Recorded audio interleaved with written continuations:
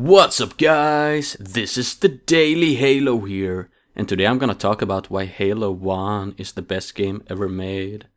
I know a lot of people have been looking forward to this video for a long time. I'm so sorry that it took so long to make it. This is the first video where I actually had to write the script, so it took me like over a month to actually make it, but it's finally finished and I'm really happy to share it with you guys. When trying to answer why Halo is the best game trilogy ever created, I think it's important to start at the beginning. Halo Combat Evolved first game came out in the year 2000, created by Bungie Studios and Microsoft. It begins on the human ship, the Pillar of Autumn, which is under attack by a new and dangerous enemy, aliens called the Covenant. Never having faced such a strong opponent before, Captain Keyes, the captain of the ship, realizes that there is only one thing he can do if they want to have a chance of survival. Wake up the Super Soldier Master Chief. This is where you, the player, come in. You control the Master Chief, which means that the fate of humanity is in your hands. This is a genius design trick that makes you more invested in the game. After you save the AI controlling the ship, Cortana, you escape the ship because the aliens are about to blow it up. In the life pod, you and your allies discover something floating in space. A giant ring. This is a halo, which is why the game is called Halo. You see only one option. You must land on the ring. The beginning of the second level is what for a lot of people defines Halo. You walk out of your crashed life pod and you see that you're actually on the ring. But it doesn't look alien, it looks just like Earth. This is where you really begin to wonder what this ring really is. It's a big mystery, and the truth will start to unravel the more you play the game. The story for the next couple of missions is like this. You find your allies that survived the landing, and then you go into Covenant ship to save Captain Keyes. He says that the Covenant told him that Halo is a weapon, and that now you need to find a way to activate Halo before the Covenant do. This is the only way to win the war against the Covenant. The stakes are really high, you really have to save humanity. This is a feeling that only Halo can give you. You find Halo's control room, but just as you're about to activate the Halo and destroy the Covenant, Cortana turns green and stops you and tells you to run away. This is a great plot twist. It makes you doubt Cortana, who has been your strongest friend in all the missions so far. Is she betraying you? But that can't be. And why is she green? Sadly, this is never answered. Also, it's really weird because in Halo Anniversary, she does not turn green, she's just the normal color. All kinds of emotions go through you, and you can't help but wonder how this is all going to end. So in the next mission is where things get really scary. The Master Chief is now alone in a swamp, and it's really dark, which gives you a sense of loneliness, which makes sense in the story because Master Chief is now alone for the first time, and you don't know what Cortana is up to. The atmosphere makes you feel desperate for answers, for allies, for anything. Suddenly you find a structure and walk inside. Everywhere you see dead Covenant. Who did this? It wasn't you, that's for sure. You make your way down and open a door. Inside is a dead Marine, and you look through his videos. In the video you see Marines who go down the structure that you are inside. Suddenly they are attacked by a creature you've never encountered before. Is this a new form of Covenant? No, my friend, it's much worse and scarier.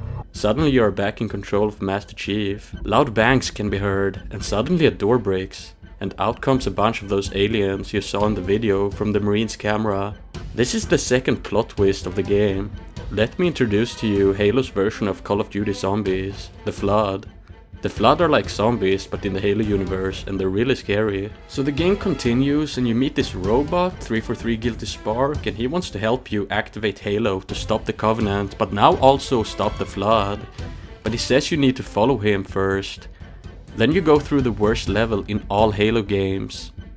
When you finally complete it, Guilty Spark gives you a key to activate Halo. So now we get to learn that you actually need a key to activate Halo, and it's called the Index. Then you teleport back to the control room, and suddenly, when you're about to activate Halo for the second time, Cortana is back. She stops you again, but here's the interesting part. She didn't stop you these 2 times because she betrayed you. She reveals what is the 3rd plot twist in the game. The Halo doesn't just kill the Covenant, it kills humans too. A sigh of relief, Cortana is still on your side. She always was. But you can't relax just yet, because a new problem arises. 343 Guilty Spark still wants to activate Halo. He sends his flying robots on a mission to kill you. For this next level, you just run around and activate things, which sounds really boring, but it's actually really fun. What makes it awesome is that it's not just humans versus aliens, it's humans versus aliens versus zombies versus robots. Then the next level you're on the Covenant ship again, but the Flood has taken over it. On this level comes the 4th and final plot twist of the game. You find Captain Keyes, but to your horror you realize that he has become a giant Flood. You have to kill your captain, it's your only choice, because if this giant Flood creature gets released, humanity won't stand a chance. On the final level you're back on the first level, but the ship has exploded a little bit. 343 Guilty Spark is on the ship too and he's up to something bad, so you have to stop him and Halo by blowing up the ship and blowing up the Halo ring.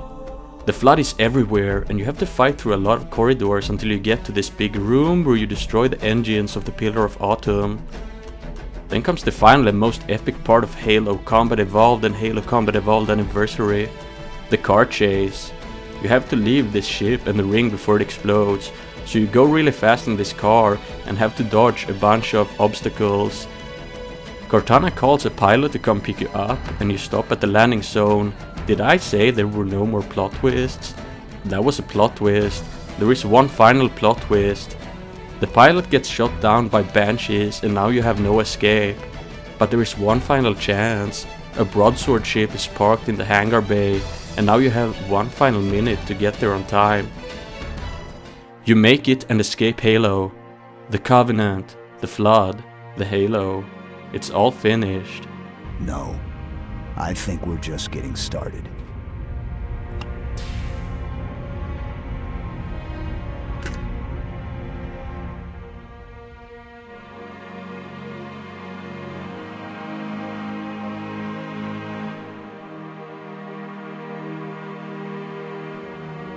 So that was a basic summary of Halo Combat Evolved. I think it's important that I summarize the campaign before starting to talk about why it's so awesome, so that you get some context. Otherwise you might think that I'm either lying to you or just saying things that don't actually represent the game. Look, maybe the graphics aren't as good as newer games, but I don't think that makes the game any less good, especially considering that game came out 20 years ago and was one of the first, if not the first-person shooter game ever made. Never has a game had such good atmosphere, colors and cool characters and aliens like Halo. Also, if you've watched the whole video so far, you might have noticed all the music playing in the background. That was all music from Halo Combat Evolved.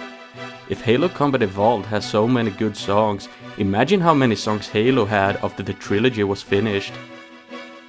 The game has one of the best stories in gaming, with a total sum of 5 plot twists. How many games can brag about that? And we haven't even begun talking about the weapons and the vehicles. You can drive the Warthog, Banshee, Ghost, Tank and Turret. As for the weapons, there's the pistol, assault rifle, needler, plasma rifle, plasma pistol, shotgun, sniper, rocket launcher, needler and more. All the weapons are useful in different situations, so every encounter with the enemy feels different. For Flood you want to use the shotgun or rocket launcher. For Covenant, the plasma rifle or shields, and the assault rifle when they have no shield, or just the rocket launcher. For the robots you want to use the sniper because they're flying in the air.